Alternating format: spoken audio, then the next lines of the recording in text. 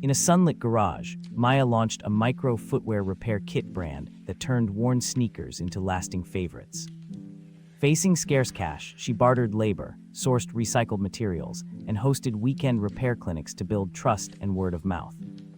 Her breakthrough came when a local cafe offered space for a repair night, turning a hobby into a community habit.